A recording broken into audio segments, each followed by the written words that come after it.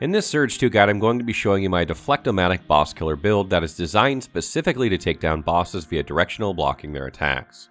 In the Surge 2, there are many opportunities for builds of all shapes and sizes because of the addition of partial set bonuses, and by the increase in amount of variety of implants there are. Note that there are some boss spoilers in this video, and if you don't wish to see them, please quit watching now. The Deflectomatic Boss Killer build is designed specifically for taking down bosses, but it's also effective against just about every enemy in the Surge 2. The concept is quite simple. Directional block an incoming attack, stagger the enemy, get massive buffs, and then beat them to a bloody pulp.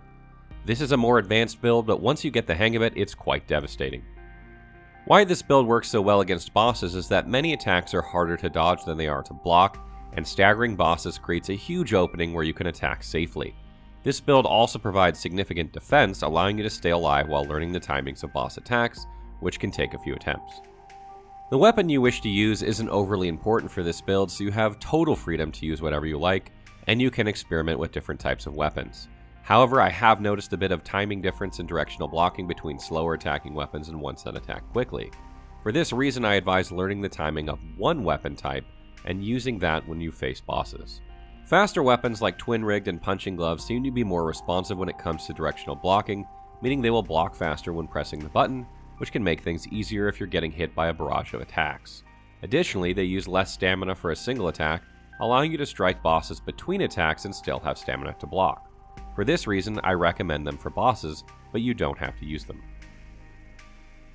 Many of the game's bosses deal elemental damage in one form or another, with Nano Affliction being the primary elemental status you need to worry about. For this reason, I use the Liquidator set, which helps protect against these status effects and reduces the damage that Nano Affliction does should you get it. The armor itself is on the light side as its operator class, which isn't ideal, so if you find you aren't having trouble with elemental effects, then I recommend going with a Goliath class armor.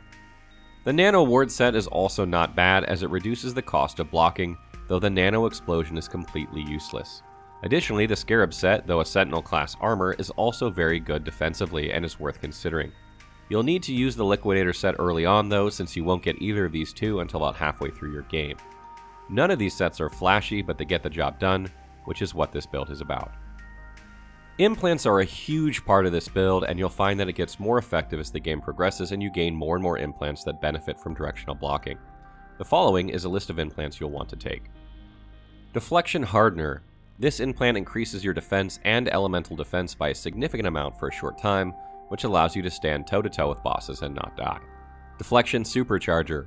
You won't get this implant until much later in the game, but it boosts your damage by a whopping 30% and grants you 25 energy when you successfully deflect an attack. It's outstanding.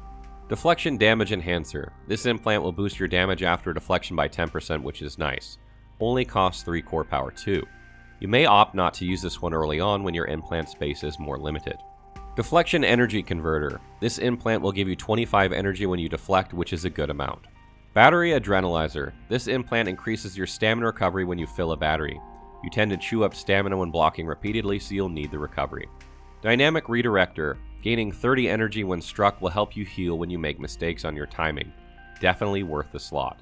Nano Absorber. Nano buildup is an issue with some bosses, so you'll want to use this one when it makes sense.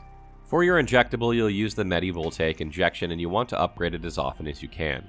You want to stack up heals so that you can sit there and tank hits when you make mistakes and live to tell the tale. You will take damage with this playstyle, but you can out-heal a lot of it. Final tips. Battery efficiency is very important for this build because it allows you to accumulate more charges for your heal and also improves how much you heal for.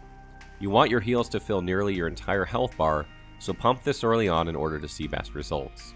Stamina and health are also important, so once you start seeing diminishing returns, dump points there. Don't be afraid to change your armor when you aren't facing bosses for something a bit more offensive. Normal enemies don't deal that much elemental damage, so you may wish to opt for something that gives you a bit more benefit. Look for anything that boosts damage.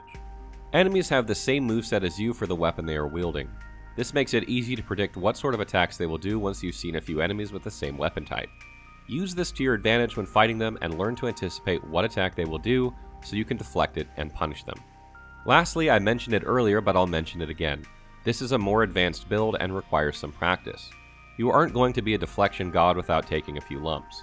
However, this build is designed to let you survive some of your mistakes to give you time to memorize movesets. Don't expect to defeat a boss on your first try if you don't know what attacks he does with this build. Use your first attempt to learn them, and then the second attempt to make a good go of it. Be sure to check out our other Surge 2 builds, and don't forget to have a look at our Getting Started guide if you're just beginning the game.